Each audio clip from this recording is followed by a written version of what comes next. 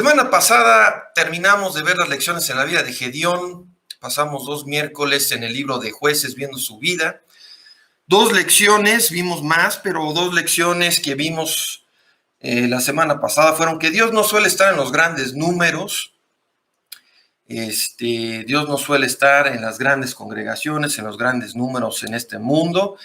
Y vimos también que Dios a menudo nos prueba en cosas pequeñas que pasamos por alto y que nos parecen insignificantes. Esa fue, en lo personal, la lección que más me impactó a mí en la vida de Gedeón, cómo Dios nos prueba en cosas que nos parecen insignificantes y fracasamos frecuentemente esas pruebas. Si se lo perdieron, está disponible la grabación en el canal. Hoy quiero hacer una pausa en estos estudios que hemos estado llevando de las lecciones en la vida para abordar este tema que pusimos en el título. Se llama ¿centrado en Dios o centrado en el hombre? Todo creyente a partir de su conversión embarca en una gran lucha por centrar cada aspecto de su vida, sus pensamientos, su perspectiva, todo en su vida en Dios. Esta es una lucha mucho más profunda, mucho más extensa de lo que nos damos cuenta. Y es el tema que vamos a abordar el día de hoy de una manera muy sencilla, espero que muy clara. Vamos a ver una lista de ejemplos, pensamientos, actitudes, donde debemos de dejar de centrarnos en el hombre y luchar por centrarnos en Dios. Entonces vamos a leer un pasaje inicial antes de orar, como es de costumbre. Vamos a tomar un pasaje inicial. En 2 Corintios capítulo 5, versículo 9, vamos a leer el pasaje y después vamos a orar y pedir la ayuda de Dios. Entonces, 2 Corintios capítulo 5, versículo 9. Dice, por lo tanto, estemos presentes o ausentes, nuestro anhelo es serle agradables. Vamos a orar. Padre, acudimos ante ti otro miércoles, dándote gracias por la lluvia, Señor, y todo lo que has dispuesto para nosotros en esta semana, tu gracia en los detalles pequeños, Señor, aún en las cosas pequeñas que no percibimos. Gracias, Señor, por salud y fuerza y oportunidad para reunirnos en torno a tu palabra. Te pedimos, Señor, por este tema que lo uses, Señor, te rogamos que nos ayudes a ver la necedad de seguir aferrándonos al hombre, centrándonos en el hombre y buscar, Señor, reconocerte a ti en todos nuestros caminos, aferrarnos a ti. Señor, te pedimos que quites las vendas de nuestros ojos, que suavices nuestros corazones, nuestras conciencias. Y te rogamos por este pobre predicador, Señor, que me ayudes a hablar con claridad, a hablar tu verdad. Te pedimos, Señor, que tú hagas la aplicación a cada vida y cada corazón. Te rogamos esto, te rogamos por los enfermos que hemos mencionado, Señor, que seas con ellos, con los que no te conocen, Señor, que uses esto para traerlos a los pies de Cristo, y por los que sí, Señor, que sigas obrando en ellos, perfeccionando santidad, Señor, realizando la obra que solo tú puedes hacer en ellos. Te pedimos todo esto, nos encomendamos a ti en el nombre de Cristo Jesús. Amén. Muy bien, pues hay un sinfín de situaciones en nuestras vidas donde o vamos a confiar y centrarnos en Dios, o vamos a seguir aferrándonos al hombre como hemos hecho todas nuestras vidas. Es un asunto central en cómo actuamos y cómo respondemos a todo lo que nos acontece en esta vida.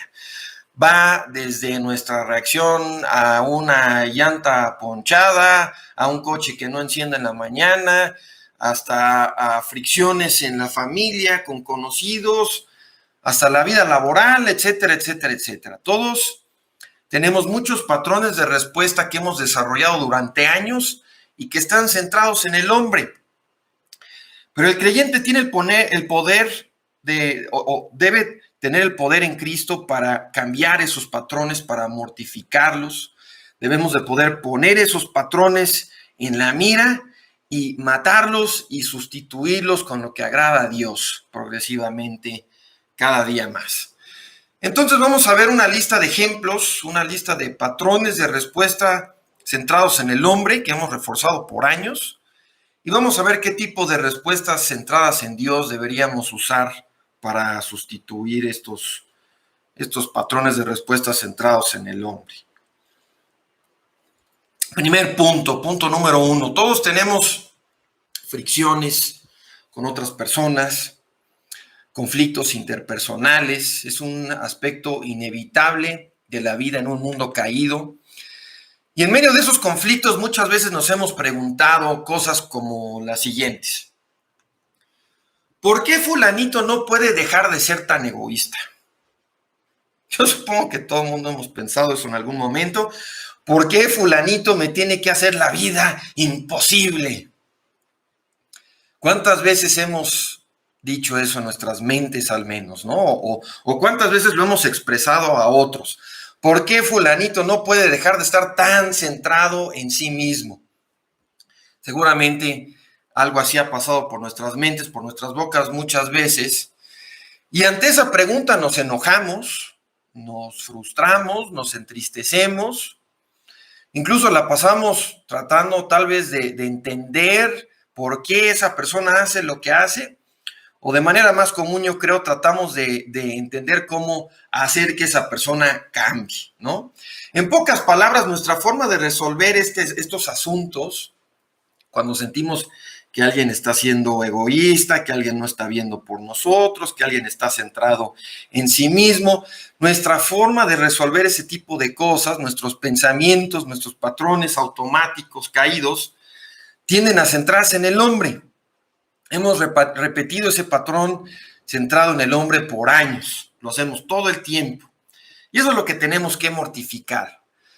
Entonces, hermanos, ¿cuál sería una respuesta centrada en Dios? Y yo sé que hay muchas que podríamos dar, podríamos citar diversos versículos. Solo voy a sugerir una posible respuesta a este asunto de por qué fulanito me tiene que hacer la vida imposible.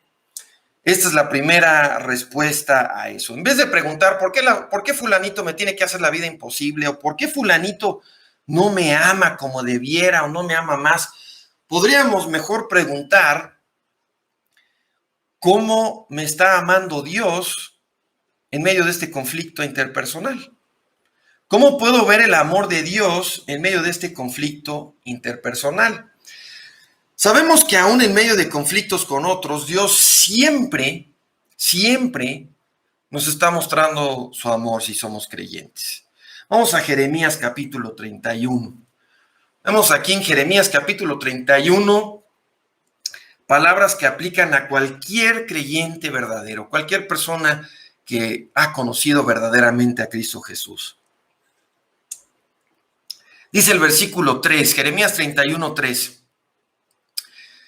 Jehová se manifestó a mí hace ya mucho tiempo, diciendo, con amor eterno te he amado, por tanto, te prolongué mi misericordia. Ahora, yo sé que no estoy tratando de decir que Dios nos ha mandado algún mensaje, no estoy tratando de malapropiar lo que Dios le dijo al profeta Jeremías, pero vean, si tú eres creyente, tú sabes que Dios te demostró hace mucho, si hoy eres creyente, Dios te demostró hace mucho cuánto te ama.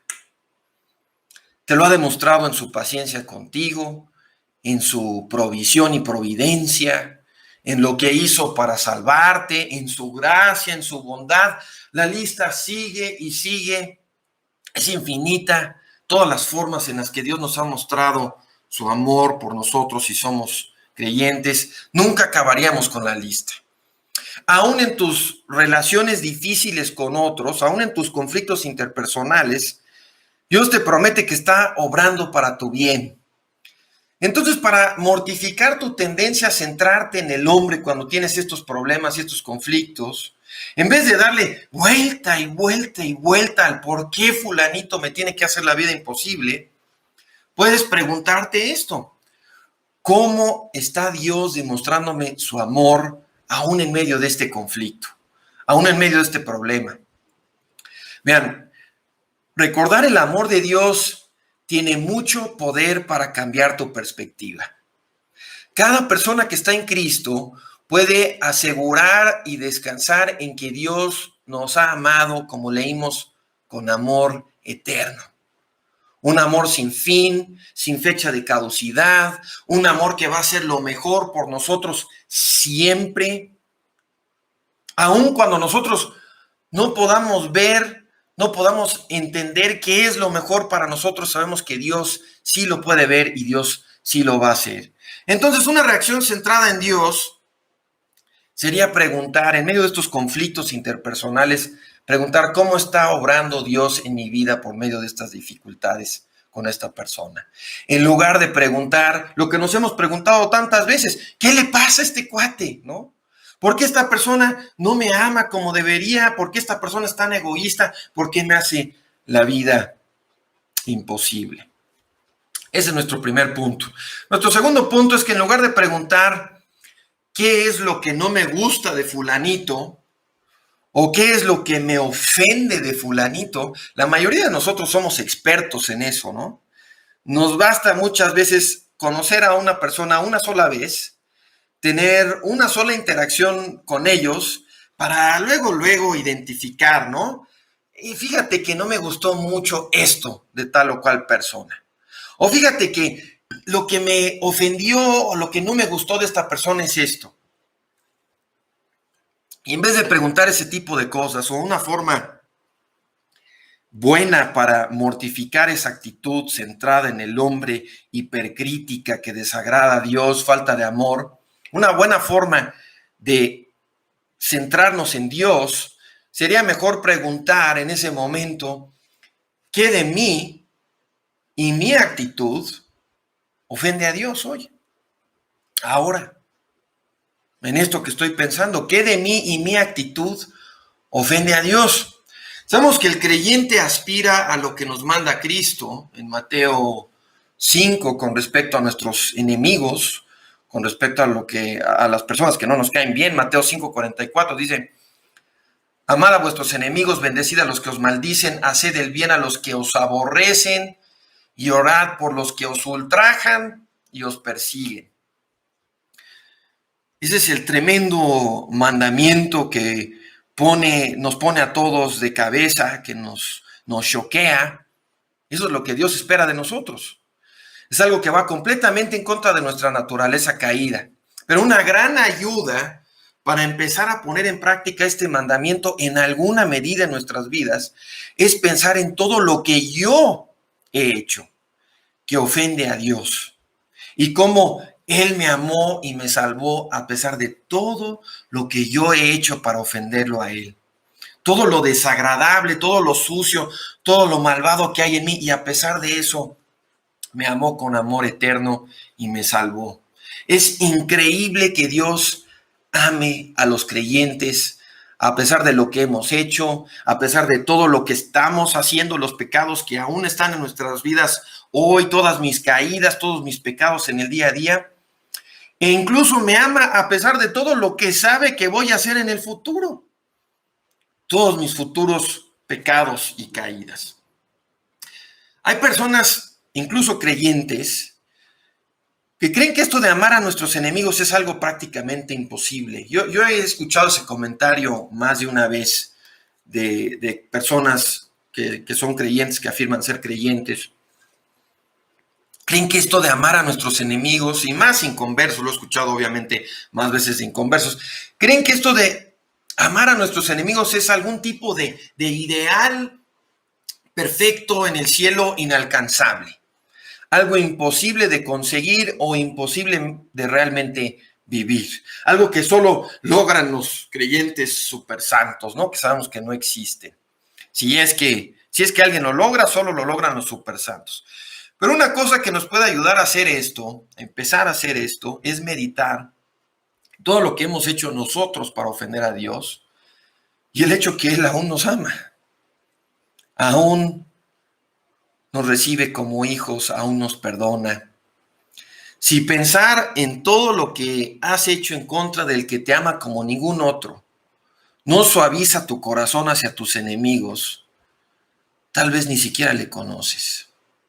Tal vez el amor de Dios no suaviza tu corazón porque tú no estás en él, o porque sigues centrado en el hombre, en tu forma de ver a tus enemigos, en lugar de centrarte en Dios.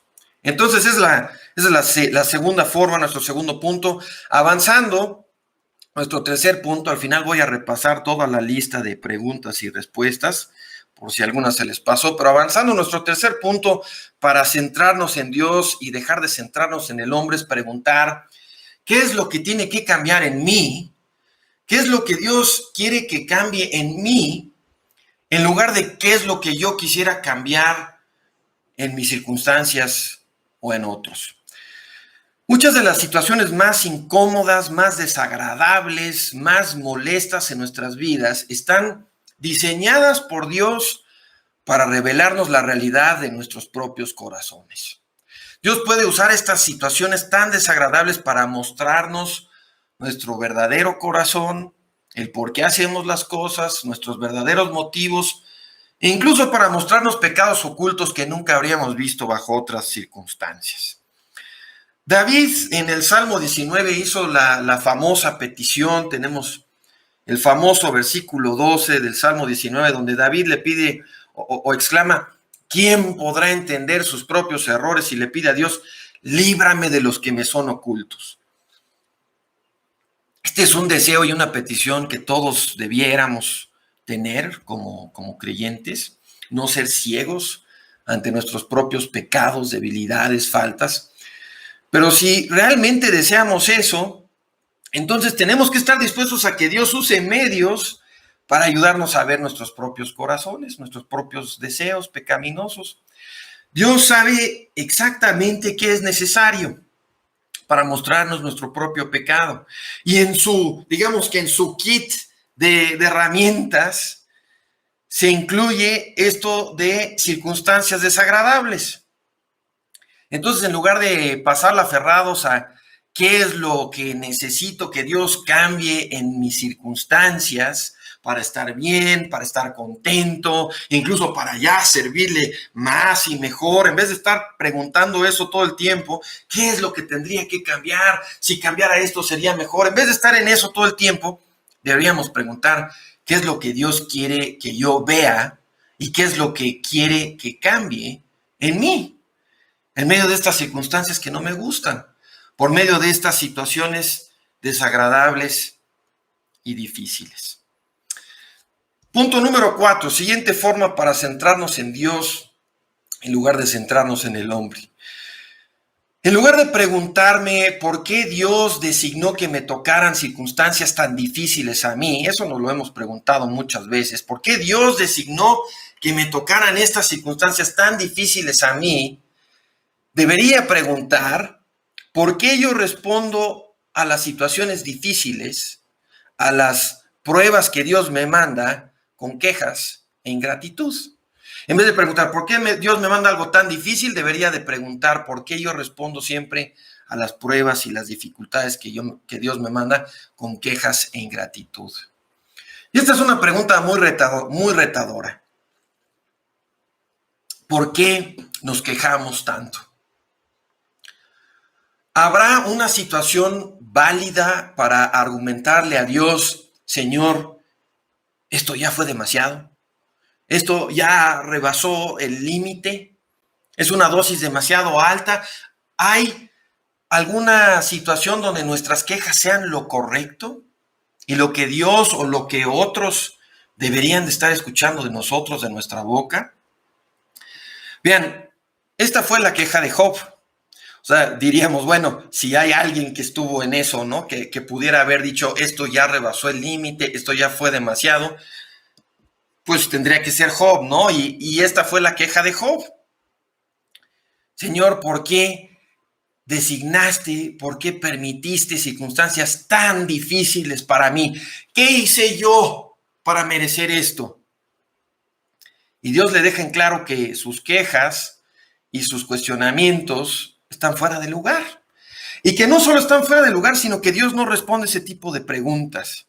Dios no se presta a ese tipo de preguntas ni a responderlas. Entonces, debemos analizar, hermanos, para ver si el patrón de nuestras vidas son constantes quejas, constantes ingratitudes, constantes cuestionamientos, en lugar de centrarnos en Dios, en lugar de sumisión y entrega a la voluntad de Dios para mí. Punto número 5. Otra forma de centrarnos en Dios y no en el hombre es dejar de pensar que nuestro plan o lo que yo haría sería lo mejor para mí. Mi plan, lo que yo haría sería lo mejor para mí. Todos tendemos a creer que nuestro diagnóstico y nuestro plan para nuestra vida es el mejor. Lo que yo he trazado, lo que yo he soñado, lo que yo me he imaginado, eso es lo mejor que me pudiera suceder. Pero como creyentes deberíamos constantemente retar esa idea necia, esos planes necios que hemos hecho durante años. Y la forma de hacerlo es preguntarnos, realmente preguntarnos a la luz de la palabra, si es posible que nuestro plan sea mejor que el plan de Dios. ¿Es posible eso, que mi plan sea mejor que el plan de Dios? Ya sabemos cuál es la respuesta. Dios se lo dijo a Job. Vamos al capítulo 40 de Job. Esta es la tremenda afirmación aquí en Job 40, versículo 2. Se pregunta lo siguiente, una pregunta retórica. ¿Es sabiduría contender con el Omnipotente? ¿Es sabio contender con Dios? El que disputa con Dios responda a esto. Y yo voy a leer en Romanos 9:20. Mas antes, hombre, ¿quién eres tú para que alterques con Dios? Dirá el vaso de barro al que lo formó, ¿por qué me has hecho así? ¿Es sabio pensar que mi camino es mejor que el camino de Dios? ¿O que mi plan es mejor que el plan divino? O sea, ya cuando lo planteamos así en esos términos, ya se vuelve claro como el agua, ¿no? Vemos la tontería que es pensar así. Pero ¿cuántas veces hemos caído en la trampa de pensar así? Si esto pasara de tal o cual forma, si esto hubiera pasado de tal o cual manera, habría sido mejor. Mi plan, mi camino es el mejor. Yo tengo claro qué es lo mejor para mí y qué necesito que suceda en mi vida.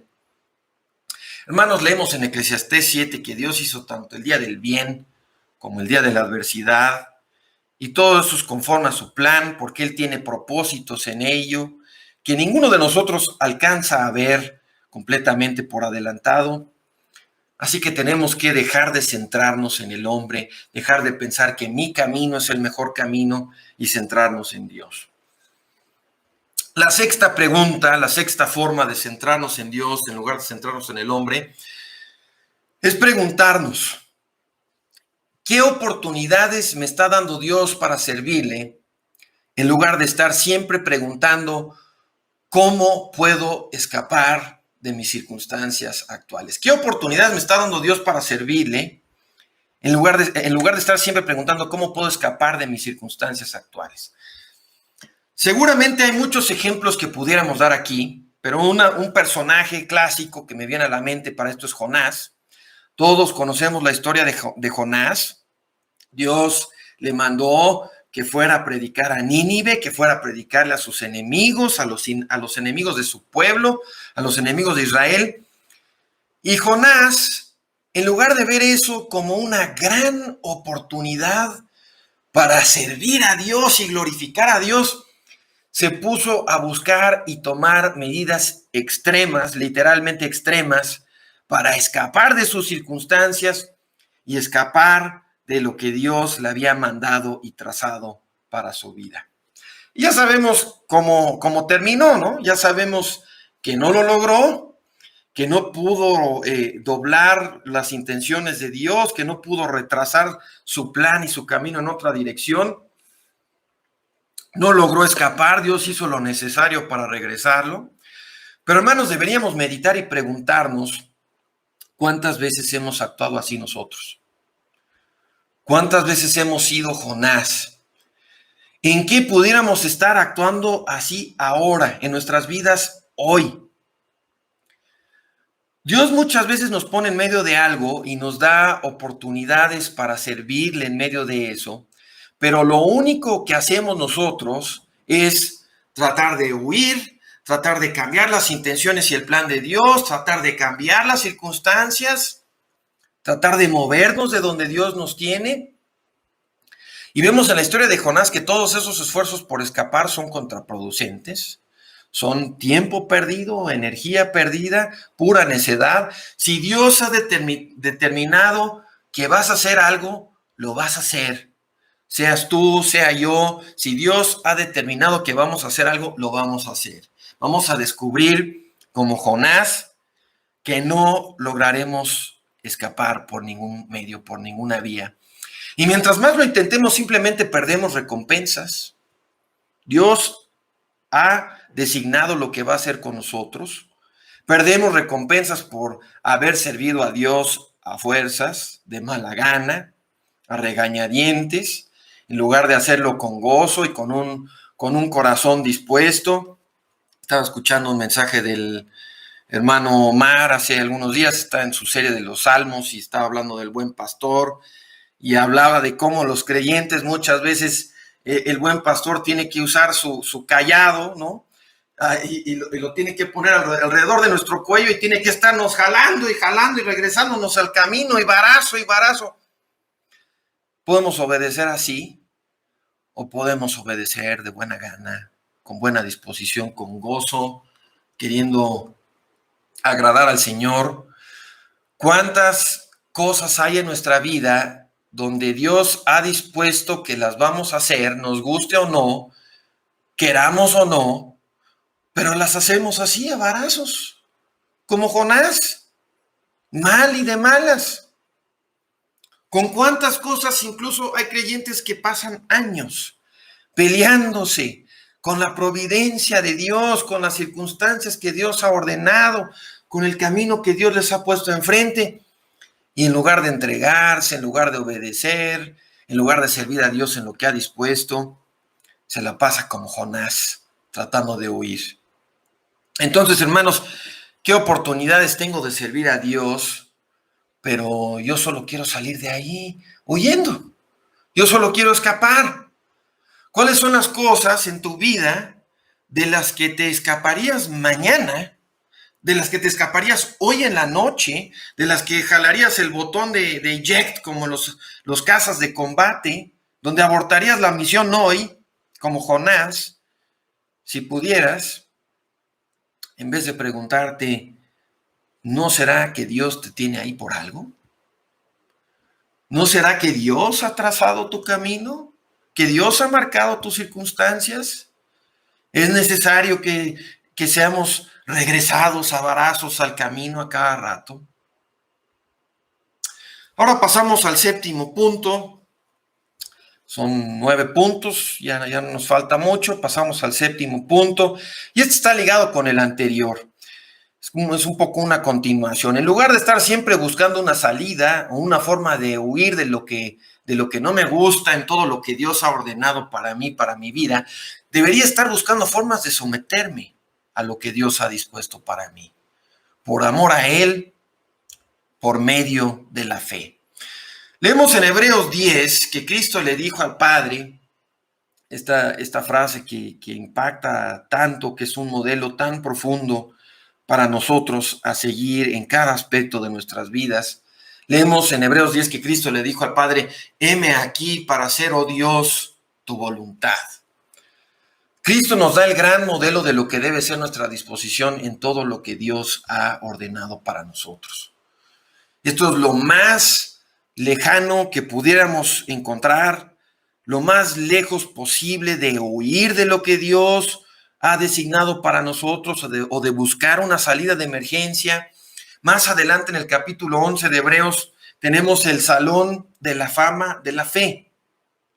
Tenemos una lista que Dios nos guardó de muchos creyentes que en su misión a Él, en fe, le sirvieron a través de situaciones mucho más difíciles que las nuestras.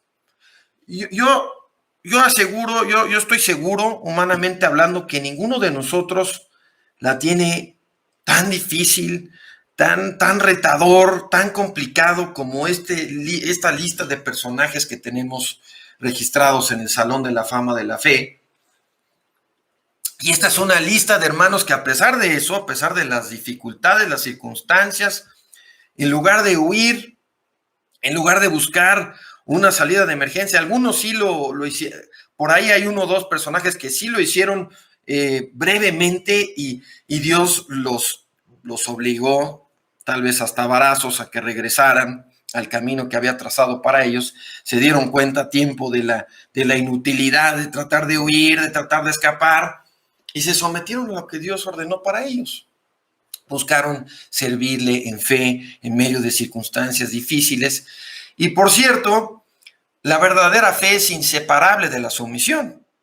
O sea, nosotros no podemos estar viviendo en fe, caminando en fe sin sumisión a la voluntad de Dios. La fe y la sumisión son cosas inseparables. No puedes actuar por medio de la fe sin someterte a Dios y su palabra y su voluntad revelada para ti.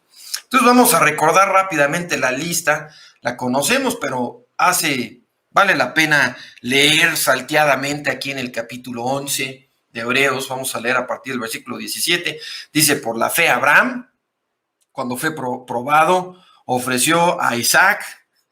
Dios, o sea, qué circunstancias más difíciles que esas. Dios le pidió temporalmente que ofreciera a su hijo, ofreció a Isaac. El que había recibido las promesas ofreció a su hijo único. Saltamos al versículo 20. Por la fe Isaac bendijo a Jacob e Esaú respecto al porvenir. Sabemos que eso no salió como él quería, pero por la fe lo hizo. Por la fe Jacob, cuando moría, bendijo a cada uno de los hijos de José y adoró apoyando sobre la cabeza de su bastón. Por la fe José, llegando al fin de sus días, se acordó del éxodo de los hijos de Israel y dio mandamiento acerca de sus restos. Por la fe Moisés rehusó ser llamado, saltando al versículo 24, por la fe Moisés rehusó ser llamado hijo de la hija de Faraón. Prefirió más bien recibir maltrato junto con el pueblo de Dios que gozar por un tiempo los placeres del pecado. Versículo 31, por la fe no pereció la prostituta Rahab junto con los incrédulos, porque recibió en paz a los espías. ¿Y qué más diré? Tenemos todo el resto de la lista, donde vemos todas estas tremendas situaciones, donde muchas de estas personas pudieran haber buscado el botón de salida de emergencia, pero todos estos hermanos, todos estos ejemplos, seguramente, aunque tuvieron tentación a buscar salida y tentaciones a huir, se sometieron a lo que Dios ordenó para sus vidas por fe, sirviendo donde Dios los puso, y agradaron a Dios. Llegamos al punto número 8. En lugar de vivir tratando de construir la situación ideal que quiero para mi vida, en lugar de tratar de construir la vida de mis sueños aquí, debería estar buscando agradar a Dios por encima de mis ambiciones y mis sueños. Leemos en 2 Corintios algo que debiéramos recordar y memorizar y meditar todos los días. 2 Corintios, lo leímos al inicio: por lo tanto, estemos presentes o ausentes, nuestro anhelo es serle agradables. Esto es incompatible con tratar de encontrar la situación ideal en tu vida terrenal. Este texto, la ambición, el deseo de agradar a Dios, es incompatible con la búsqueda de armar la vida de tus sueños aquí en este mundo. Eso es centrarme en el hombre y no en Dios. Vivir con este anhelo y esta meta sin importar mis circunstancias externas es la adoración que Dios quiere ver en nosotros. Es la vida de sumisión, de fe, el camino de fe que Dios quiere ver en nosotros. Entonces, hermano, ¿tu ambición es agradar a Dios en toda tu vida? ¿O andas todavía centrado en el hombre, ambicionando construir, armar, asegurar la vida que siempre soñaste aquí, en este mundo? Número 9, en último lugar, el día de hoy va a ser un poco más breve de lo normal. último punto,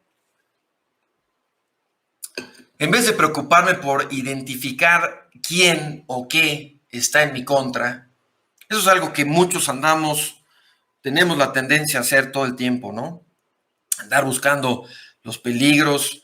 No es malo, la palabra dice que el sabio ve el peligro y se aparta. No es malo estar alerta, no es malo ser sabio, actuar con cautela, pero no debemos andar todo el tiempo con sospechas y demasiado concentrados en identificar quién o qué está en mi contra.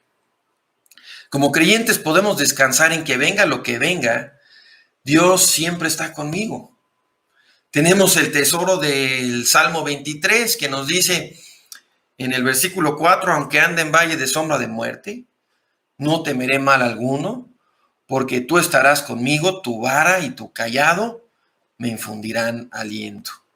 Vivir dominado por el temor en cualquier área de tu vida, vivir dominado por el temor a la pandemia, el temor a tu jefe en el trabajo, el temor a lo que sea, vivir dominado por tratar de siempre identificar cada amenaza y cada peligro y cada enemigo, es vivir centrado en el hombre. Tenemos que vivir constantemente realineándonos a ser centrados en Dios, en cada área de nuestras vidas, cada camino donde Dios nos ha puesto, constantemente dejando de centrarnos en el hombre. Y seguramente confío que algunos de estos puntos te aplican a ti. Tal vez hay otros que aplican a ti que no cubrí directamente, pero confiamos que el Señor hará la aplicación a cada corazón. Entonces, repasando rápidamente esta lista de preguntas, Dios nos ayude, hermanos, a en vez de preguntar por qué esa persona me tiene que hacer la vida imposible, mejor preguntar cómo Dios me está demostrando su amor en medio de eso, en medio de ese conflicto interpersonal. En lugar de preguntar qué es lo que no me gusta de fulanito, qué es lo que me cae mal, qué es lo que me ofende de fulanito, deberíamos preguntar qué en mí, qué en mi actitud ofende a Dios. ¿Cómo estoy yo ofendiendo a Dios hoy? Tercer lugar, preguntemos qué es lo que tiene que cambiar en mí. En lugar de pasar tanto tiempo rumiando qué es lo que yo quisiera cambiar en otros o en mis circunstancias. Cuarto, en lugar de preguntarme por qué Dios designó que me tocaran cosas tan difíciles en esta vida a mí, debería preguntar por qué respondo a las pruebas y las dificultades con quejas, con ingratitud. Quinto, dejemos de pensar que nuestro plan o lo que yo haría sería mejor que lo que Dios está haciendo. Sexto, preguntemos qué oportunidades Dios está dándonos para servirle, en lugar de siempre estar preguntándonos cómo puedo escapar, cómo puedo cambiar mis circunstancias actuales. En lugar de estar, séptimo, buscando siempre una salida, alguna forma de huir de lo que Dios ha ordenado en mi vida, debería estar buscando formas de someterme a lo que Dios ha dispuesto. Octavo, en vez de vivir tratando de encontrar la situación ideal, en vez de construir esa vida de mis sueños que siempre he buscado, que siempre he ambicionado, debería de poner a Dios encima de mis ambiciones y mis sueños. Y por último, en vez de preocuparme por identificar quién está en mi contra, cuáles son los peligros, puedo descansar en que quien está conmigo es Dios. Y venga lo que venga, Él siempre estará ahí conmigo si estoy en Cristo. Vamos a orar. Padre, te damos las gracias por acompañarnos de nuevo esta noche, por mostrarnos, Señor, muchas de las formas en las que tendemos a centrarnos en el hombre, en vez de centrarnos en ti, en tu palabra, aferrarnos a ti en fe, sumisión. Señor, te pedimos que hagas las aplicaciones que solo tú puedes hacer, que nos muestres en cada uno de nuestras propias vidas qué de esto hemos hecho, qué de esto estamos haciendo, cómo estamos centrados en el hombre, cómo estamos muchas veces luchando en contra de tu voluntad en vez de someternos a ti y seguirte a ti. Ayúdanos, Señor, a no ser siervos que Requerimos de muchos varazos y muchas correcciones para mantenernos en el camino que tú nos has trazado. Ayúdanos a no huir de tu voluntad. Y te damos gracias, Señor, por tanta paciencia que nos has tenido, que nos tienes, por guardarnos.